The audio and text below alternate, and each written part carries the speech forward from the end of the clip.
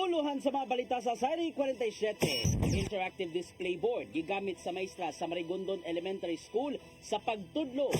Laing legal remedy gamiton ni Rama sa giatubang nga preventive suspension. 28 ka mga pamilyang nasunugan sa Barangay Luok gitunulan og ayudang pinansyal kagahapon. Tanod sa Barangay Sawang Calero Dakbayan sa Subo nga natulog sa ilang balay gipusil patay. Sugbog, Kabisayan ug Mindanao, Pilipinas ug katawhan kutos maabot sa tong Sibya sa tibuok kalibutan mayong hapon. Live kita karon sa CCTN Channel 47 ug kini ang tulumanon sa nagunang kasayuran nga angay natong masayran. Ako si Dennis Tabar. Tulumanon sa patas ng mga balita ug opinyon. Ako si Danica Cabales. Kini ang Sari 47.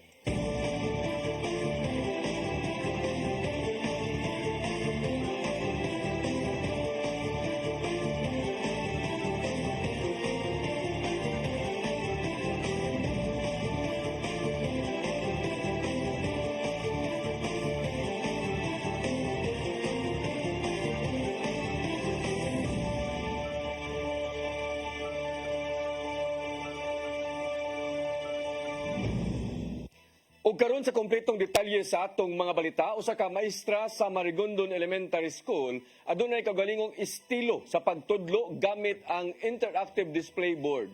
Kung diin makita niini ang mao nga pamaagi, mas makasalmot pa ang iyang mga tinun-an sa klase. Ang kasayuran ihatod ni Crystal Joy Filerca. Red. Stand. Make it big. Wow, it's a perfect star. I like that one. May red fine. Gamit ang iyang interactive display board, napakita sa usa ka special science class grade 1 teacher sa Marigondon Elementary School ang iyang pagka-creative sa pagtudlo. Kung diin, imbis nga mogamit sa traditional nga estilo sa pagtudlo sa mga numero ug shape sama na lang sa pagdrawing sa blackboard, gigamit sa maong magtudlo ang maong board aron nga makaagdi sa interes sa mga bata. Matud ni Mary Ann Crescencio, usa kini sa iyang pamaagi aron nga mainganyo ang iyang mga tinun-an ilabi na nga sagad kanila kamauna mo gamit og gadget. It's beneficial. It's because our learners nowadays are digital native. So as a teacher, we have to adopt the 21st century skills. Good. Can you help me? Yes, what is we have to adopt the 21st century skills, and then by providing interactive lessons for the pupils like PowerPoints, their interactive games, so that the pupils will be able to will be more motivated since you have that engaging activities for them. So they try to participate more. Nakita ni Crescencio nga kung itandi ang tradisyonal ug ang bag-o niyang estilo sa pagtudlo, mas mopartisipar ang iyang mga tinun-an tungod kay visually attractive kini para kanila. Apan taliwala sa iyong paggamit sa maong interactive TV para sa maong magtutudlo, mahinungdanon gihapon ang paggamit sa chalk ug sa blackboard. Like i-draw na ako so that pupils also be motivated. Nag-draw si teacher with different shapes and the teacher also color it. So ang mga bata, sila po mismo kay nakita Manila, nag-model si teacher and to develop also their coloring skills and kind of like penmanship also if we have like written tasks na mga concept notes na. Ang maong interactive board gidonar sa Lapu-Lapu City Government ni adtong tuig 2020. Apan tungod sa pandemya, nasugdan ng kini og gamit ni adtong tuig 2022. Matod ni Marie Chuligan, ang Principal 3 sa maong tunghaan, nakita niya ang positibong epekto sa inisyatiba sa maong magtutudlo. It is very positive. She has kanana ang mga brilliant pupils. It's easy mo pod lagi. Apan siguro sab niya nga sagad sa iyang mga magtutudlo sa special science class, nibuhat na usab sa maong estilo.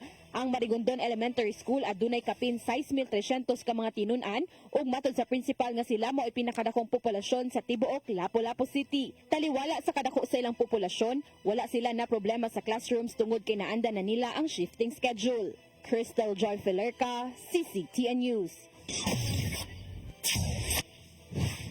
Mandawi City College ni-apply na alang sa institutional recognition sa Commission on Higher Education alang sa libreng tuition. Kinihuman dugang duha ka degree program sa tunghaan nakaangkon og Certificate of Program Compliance gikan sa CHED. Ang kasayuran ni hatod ni Mary Rose Sagarino.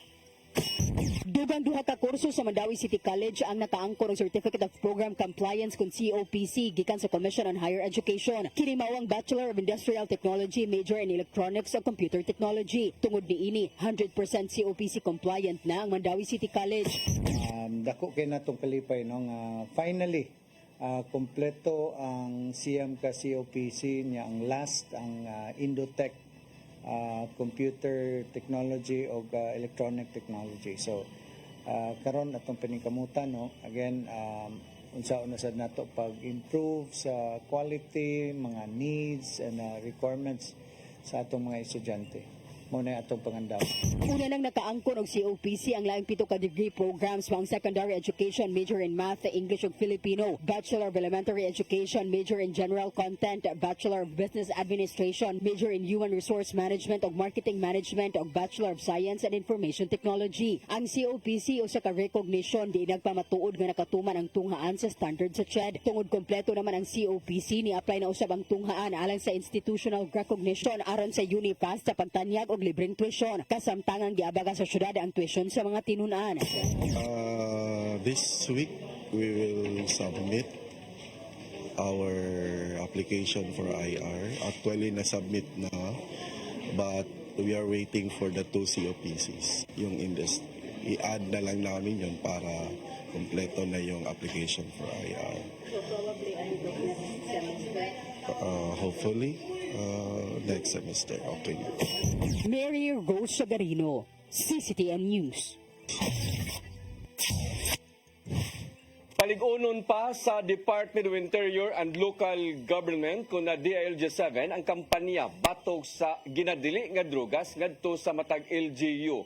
Pinasubay kini sa tahas sa Administrasyong Marcos nga kinahanglang dili dugoon ang maong matang sa kampanya. Ang kasayuran ihatod ni Gian Navarro. Usa sa mga gisiguro sa Department of Interior and Local Government 7 mao ang dili dugoong matang sa kampanya batok ginadiling drogas. Sanglit kiniman ang nimungtaha sa administrasyon ni Presidente Ferdinand Bongbong Marcos Jr. diin padayunon pa kini. Usa sa mga gimong lakang mao ang buhay ingatan drogay ayawan kon bida campaign diin gingusgan kini sa matag local government units. Suma pa ni Regional Director Attorney Leocado Trovella nga seryoso ang ahensya sa supply reduction sa drugas. Inubanan kini sa ubang mga hingtungdang ahensya sa kagamhanan. And then may demand reduction kasi from strategy. Assets for demand reduction, supply reduction, rehab, and rehabilitation. Nagkikalayo sab sila sa ubang mga sektor alang sa community-based rehabilitation program sa tingong mabiyaan ng tao sa bisyo nga mao ang pagkagumon sa drugas. Gani nang inlabot usab among kampanya ang pribadong sektor. Sa ating family, role ng family pagdating sa demand reduction, yun ang aming heightened dyan ang aming approach pagdating sa demand reduction. And then pagdating sa supply reduction, so that will be the role of the PNP. Pero of course, in coordination with the area and other law enforcement agency.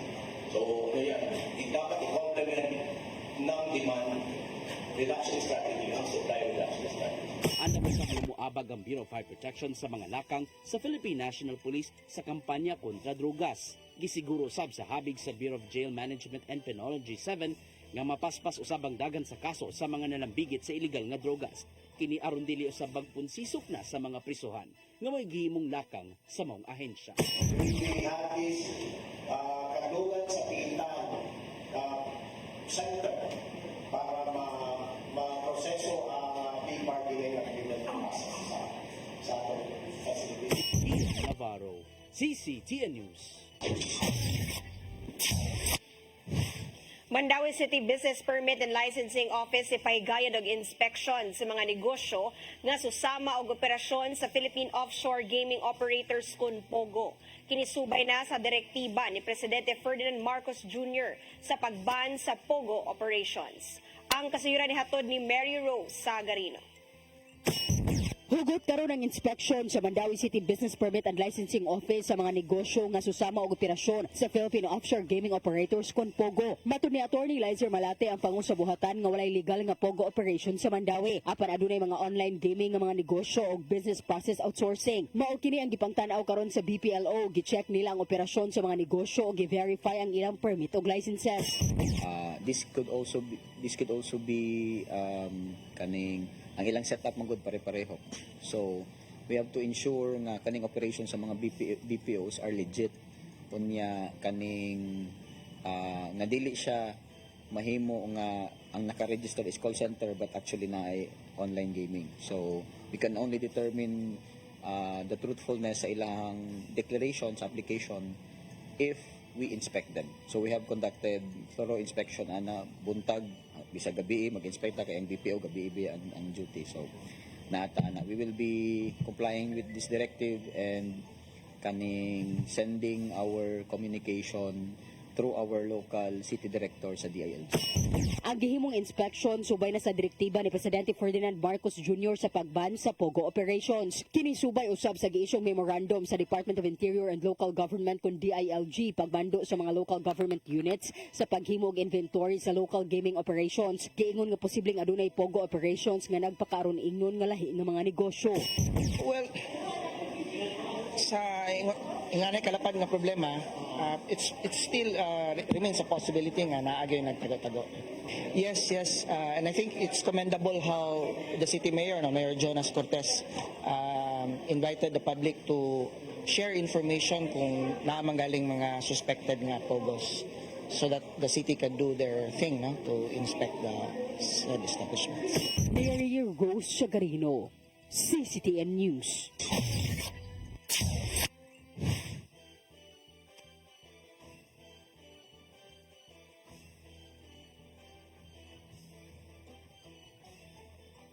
Samtang Commission on Population Development dinhi sa Region 7 miawhag sa mga ginikanan nga subayon og atimanon sa kanunay ang ilang mga anak. Nasuta sa pagtuon nga nagkabata na ang namabdos sa pangidaron nga 10 hangtod na sa 14 anyos. Ang kasayuran ihatod ni Gian Navarro. Seryoso ang Commission on Population Development 7 kun CPD7 sa ilang kampanya aron kalikayan ang teenage pregnancy sa rehiyon. Sa tanang mga lugar sa Central Visayas, nagagikan sa probinsya sa Sugbo ang labing daghang mga batanon nga namabdos og sayo din ana sa kapin 5 mil niadtong 2022. Gisundan kini sa Cebu City nga nasa 1,505 ang incidence of live births by adolescents. Sa nimo nilang pagsubay, ana sa 10 anyos hangtod 14 anyos ang sagad nga namabdos sa sayong pangidaron. Gayunan usab sa pagtuon gikan sa University of San Carlos ang maong obserbasyon ug nakita nila nga niimpluwensya ang mga batanon sa modernong teknolohiya. Empower also parents and grandparents, educate community leaders and all the precedents. So this would be one of the activities. Mongtambag mismo sa mga eksperto nga kinahanglan bantayan ang mga batanon, ilabi na nga nabantayan usahay nga di kapugnan ang ilang gibati. Watching pornographic materials, consuming alcoholic drinks and smoking. So these are mga red flags early on that perhaps parents should pay attention to. Sa abig usab sa CPD7 o mas nailhan kaniadto isip Popcom, kinahanglang subayon sa mga ginikanan ang ilang mga anak gikan sa paggamit sa social media hangtod na sa mga impluwensya. Kay ang mga ginikanan mismo may mag-atiman og sila ang nasayod kung unsa man ang ikaayo sa mga anak aron dili mamabdos o makamabdos sa sayo pa lang. Ngayon akong issue po nato din is na-integrate ba siya sa school, no? Actually, doing na ang ato comprehensive sexuality education na na-integrated na siya din sa ato mga curriculum sa ato school, no? Kung lang din is competency-based lang ang ilang pag-integrate. Sa binuo ng CBD7 sa mga programa, ilabi na sa adolescent health programs, gikan sa peer discussions, hangtod na sa paggiya sa mga ginikanan. Human gikaalarmahan sa mga LGU ang mga nakit-ang datos. Giuyunan nila ang pamahayag sa mga eksperto ug sa CPD7 nga kinalampakusgan pa ang adolescent health campaign. Mas maayo usab kung mas masabtan mismo ngadto sa tanan ang pagpahimus og mga benepisyo sa mga family planning methods. For this age group, This is the most condition neglected of the pediatrics group with special set of needs and challenges. So we also need to focus on this because this does not just involve the child per se, it also involves the family and also the school because hindi na rin kita siya cliche, no? It takes a village to raise a child. Paro, CCTN News.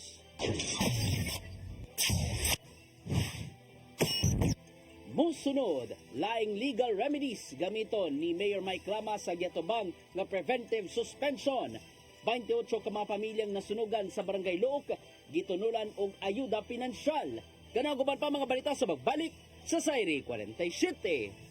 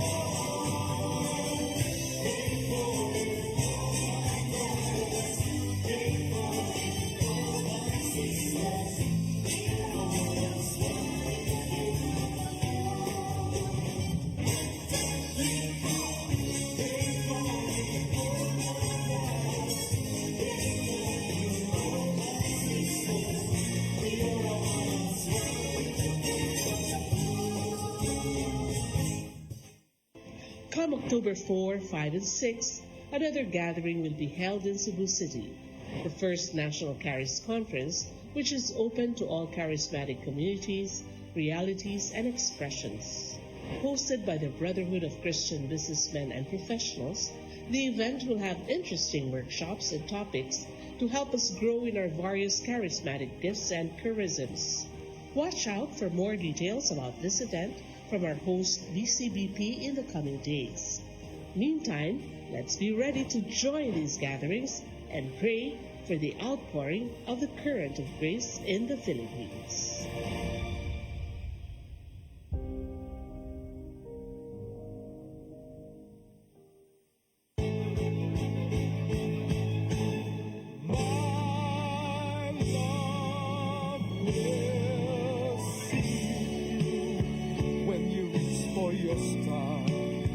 When you cross the deepest sea, when you climb the highest hill, my love will always be with you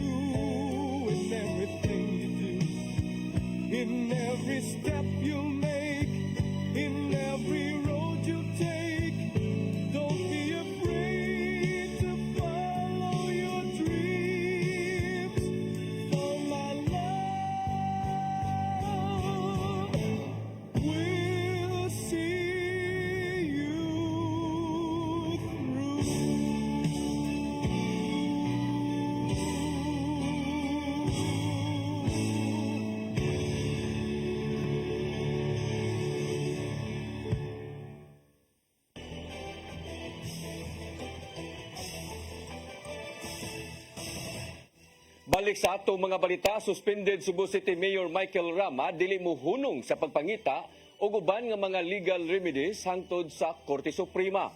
Kini human nga gibasura sa ombudsman ang iyang mosyon nga ilibkas unta ang iyang gatubang nga unong kabuan nga preventive suspension. Ang kasayuran ihatod ni Crystal Joy Filerca. Gibutyag ni suspended Cebu City Mayor Michael Rama nga dili sila muhunong sa pagpangita og ubang legal remedies bahin sa giatubang niyang 6-month preventive suspension. Kini bisan pa man og gibasura na sa ombudsman ang iyang motion aron ilibkas ang gipahamtang nga preventive suspension tungod sa kakuwang sa iyang merit. Mahinumduman nga wala gitugutan ni Ombudsman Samuel Martires ang gidusong motion to lift order ni adtong Hunyo 20 pinaagi sa iyang mando. Gawas ni Rama, wala usab gitugutan sa maong motion ang 7 ka mga opisyal sa Cebu City Hall tungod usab sa kakuwang sa merit. Maong dili mohunong ang legal team ni Rama sa paghimo og laing laka ngadto na mismo sa Korte Suprema. We are aggressively pursuing this matter, and even I don't want to be telling whether the matter have reached already the Supreme Court. Dugang panirama nga agresibo sila sa pagdangop sa himuon pang mga lakang uban ang iyang legal team. Maong seryoso usab sa ilang gihimo og hayan dili nila ipadaplin ang nahimong desisyon gumikan sa ombudsman. My legal battery and transformer of lawyers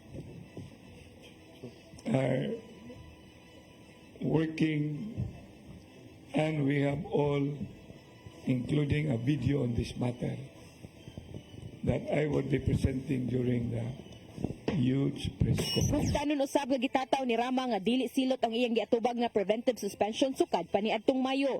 Daan ang gipanghinaot niya nga malibkas kini ug makabalik na sa posisyon labing sayo karong Oktubre. Crystal Joy Filerca, CCTN News.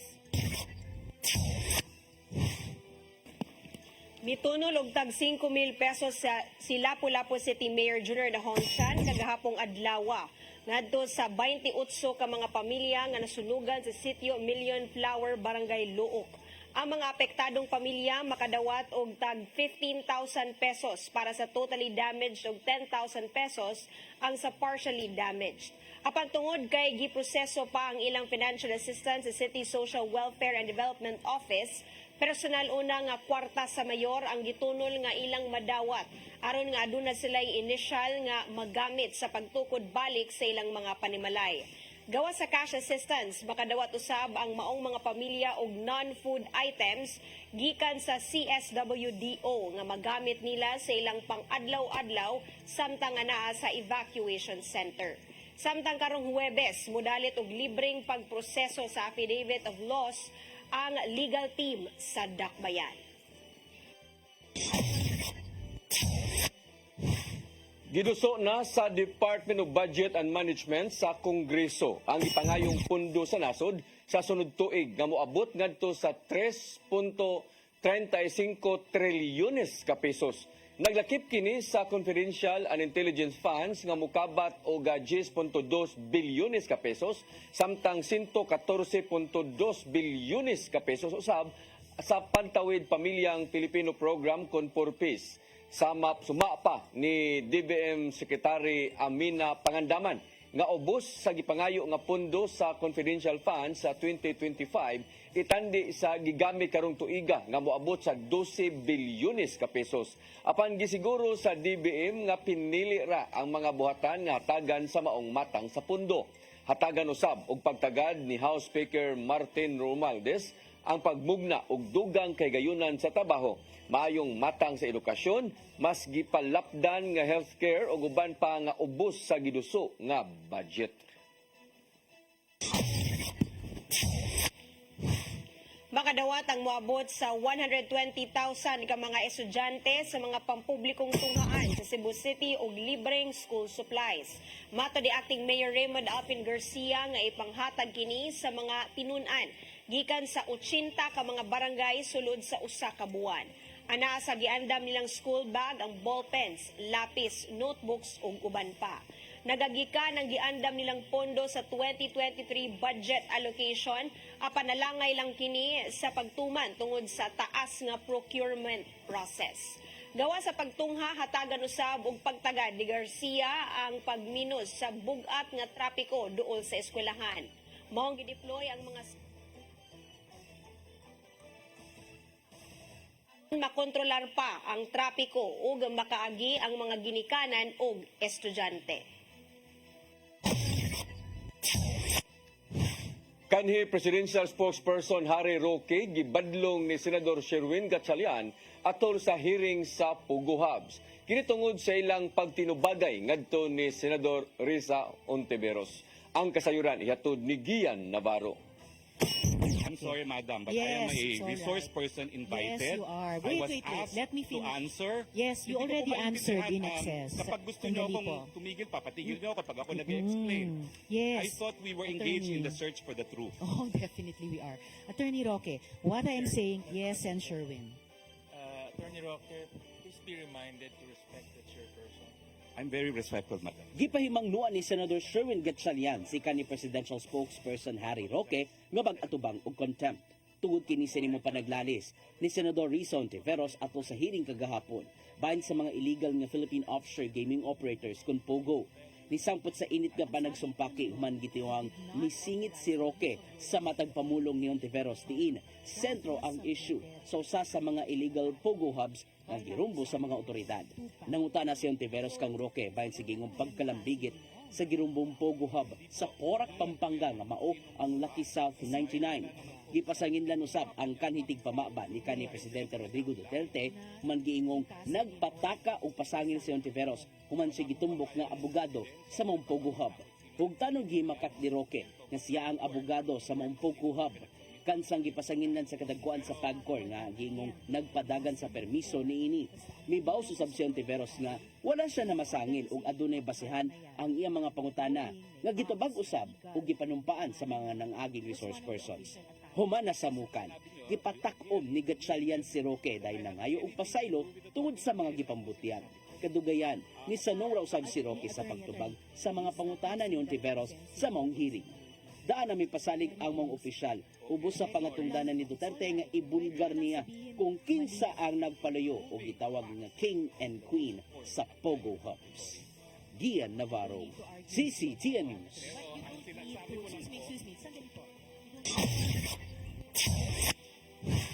Kapulisan sa Central Visayas nakasakmit og kapin sa 40 milyones ka pesos nga balor sa illegal nga drogas. Misangpot kini sa pagkasikop sa 569 ka mga sospek ato sa usa ka semana nga anti-criminality operations. Ang kasayuran ni hatod ni Arnold Bustamante. Moabot ngadto sa 44.7 milyones ka pesos nga balor sa illegal nga druga sa nasakmit sa kapulisan sa Central Visayas sa usa ka semana nga anti-criminality operation sugod niadtong Hulyo 21, 2024. Sa data nga gipahibaw sa Police Regional Office 7, moabot sa 569 ka mga suspitsado ang nagadagpanatol sa subsub nga operation batok sa illegal nga drugas, illegal gambling, loose firearms ug mga wanted persons. Sa maong ginikanon 161 ini nalambigit sa illegal nga drugas sa tol sa sunod-sunod nga pahimas operations nga resulta sa makasakmit sa 6,585.63 gramos sa gituang Cebu nga doon standard drug price nga 44,782,284. Samtang nakasikop usab ang kapulisan og 266 ka mga sugarol nga nalambigit sa lain-laing matang sa sugal og 18 ang nadagpan sa kaso sa illegal possession of firearms. Sa ilang kampanya batok wanted persons nga doon mga pending warrant of arrest sa lain-laing mga kaso nga giatubang ang kapulisan. Ang kapulisan nakadakop og 124. Mato ni Police Brigadier General Antonio Mirin, hepe sa Piero 7, nga magpadayon pa ang ilang subsub nga kampanya batok kriminalidad aron nga magpabilin ang kahusay o kalinaw sa usa ka lugar. Ning nakadul na ang midterm election, gipakusgan pa karon sa Piero 7 ang ilang anti-criminality operations aron nga mapuhang kadto nga mga armadong grupo nga mahimong maggamit sa politika. Gimanduan niya bilin ang tanang chief of police nga sakmiton ang tanang loose firearms nagit na kadto nga mga armas nga naa sa kamot sa mga kriminal. Arnold Bustamante, CCTN.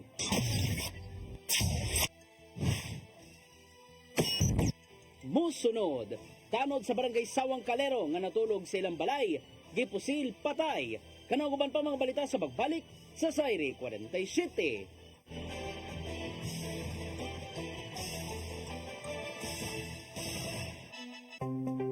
Discover the beauty of the Philippines.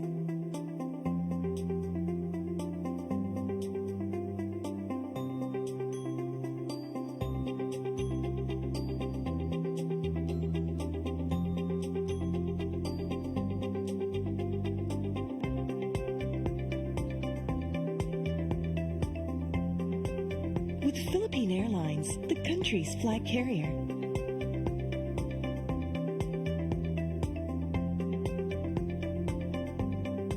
The airline that lets you feel the warmth of the nation.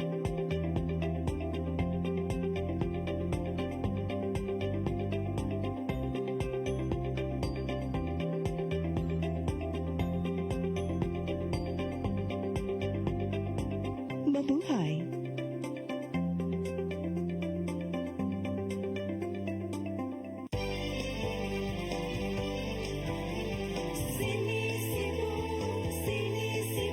For your internet connection and for the signal of your cable TV. so fast and spread that transmission to your home. Sini Cebu offers you to have fiber optics For your viewing experience, perfect and clear, so fast. so great and affordable for you to enjoy. Cine Cebu Television Network Incorporated offers fiber to the home broadband internet bundled with fiber to the home cable TV connection. Cine Cebu Television Network Incorporated with its operation in Metro Cebu and the whole province of Cebu soon. For your internet connection And for the signal of your cable TV. so fast and spread that transmission to your home. Sini Cebu offers you to have fiber optics For your viewing experience, perfect and clear, so fast. so great and affordable for you to enjoy. Holy Spirit,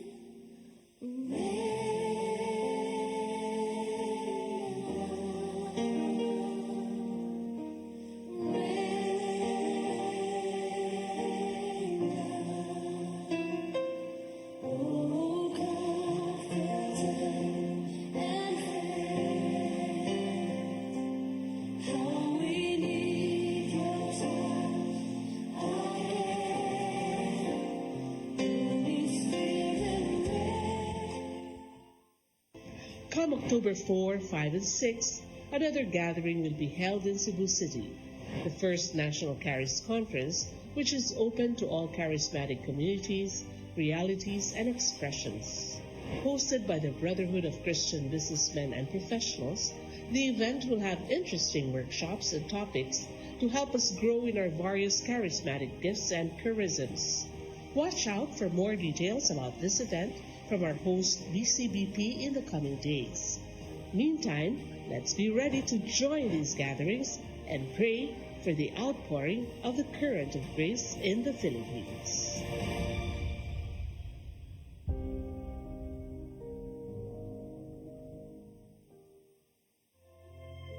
Ang kinabuhi puno sa hagit. Sumpila ka, Dria! Ay, paginalte! Magdita ka! Puno sa pangutana. Bata pa gani ka tayo?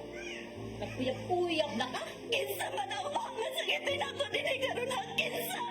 Kung sibuti mo'y pasabot na di. Puno sa luha. Nagpili bang ako nga imong anak o kanay imong mga babae? Kasuko.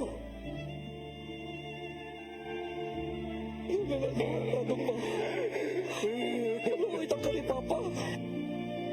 Apan bisan mangit-ngit pa ang imong kahitutan. Aduna pa'y nagpahiping kahayag. Aduna ka pa'y kasumbungan.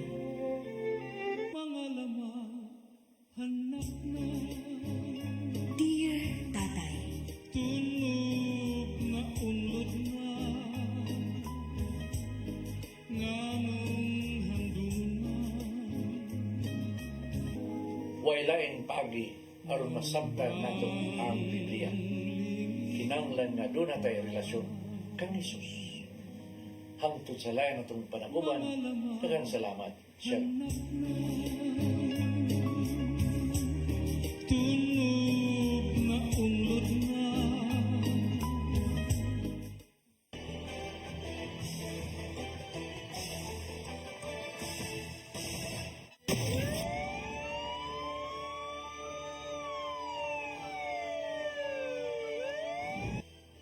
Balik sa ato mga balita, tanod sa barangay Sawang Sa rafter nga ilang gipaningkamutan, nga ilang madakpan ang responsable sa mga krimen. Yan din ang, yun no, nagipag-coordinate kami sa family ng biktima. And then, as of now, nag-ano pa sila na medyo busy pa sila sa pag-asikaso doon sa lamay ng biktima. But again, other than that, inaano din na, we are really trying our effort na mahuli natin yung mga POI. As of now, we already have identified POIs. Aktibo ang mga barangay tanod sa pagpanakop sa mga banlungon sa barangay Sawang Calero uban sa kapulisan sa mga barangay. Arnold Bustamante, CCTV News. Nasikop sa kapulisan sa Lapu-Lapu City ang usa ka 60 anyos nga lalaki sa gipahigayon nga buy-bus operation sa Sitio Puso Center, Barangay Mactan sa Lapu-Lapu City kagabi. Ang maong high-value individual mulupyo sa Sitio Ponce, Barangay Capital Site ning Dakbayan sa Sugbo. Nakuha kaniya ang 18 ka mga putos sa gidudahang shabu ug nitimbang kini og 1.5 kilos. Ang maong nasakmit adunay standard drug price nga 10.4 million pesos.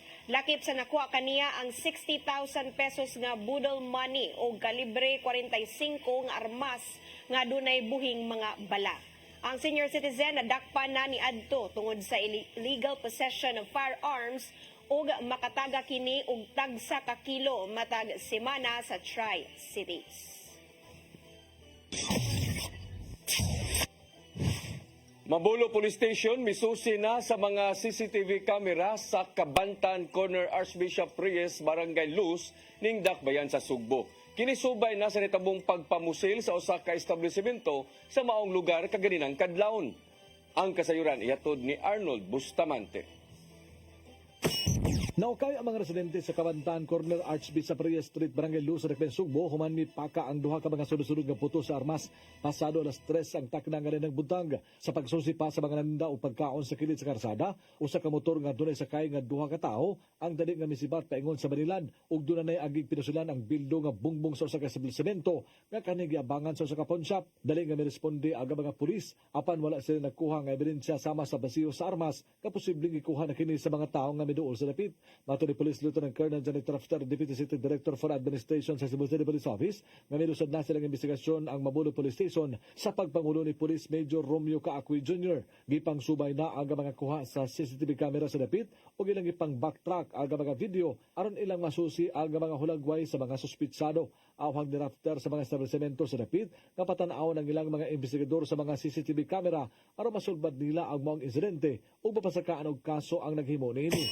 Sa pagkakaroon, ni-responde din atong kapulisan nga under sa Police Station 4, and as of now, they are conducting investigation and follow-up sa especially in the backtracking of cameras along that area. So hopefully, makahangyo tano sa kooperasyon sa mga establishmento along that area na makatagan kita higayon para ma-access ang ilang mga CCTV kay we believe no nga murag daghan gid siguro og available CCTV diri considering nga kini nga area is also commercial, more on a commercial establishment. Ang anggulo ang gipangsubay na karon sa Mabulo Police Station o sa naniini ang personal nga kasuko sa tag-iya sa mga establishmento lagip na ang pamahayag sa mga residente sa dapit nga dunay problema ang maong edipisyo. Arnold Bustamante, CCTV News. Giduso na sa National Bureau of Investigation 7 ang kasong rape batok sa usa ka lalaki sa Talisay City nga gituuhang ng lugos sa iyang 13 anyos nga stepdaughter. Nakita sa investigasyon nga kapila ng gilugos ni alias Peter ang maong dalagita sunod sa ilang panimalay matag kaadlawon. Hangtod nga milusad og operasyon ang mga operatiba sa NBI 7 human nakadawat og sumbong sa classmate sa minor de edad. Nadakpan sa milabay nga semana si alias Peter ug na-rescue dayon ang maong dalagita.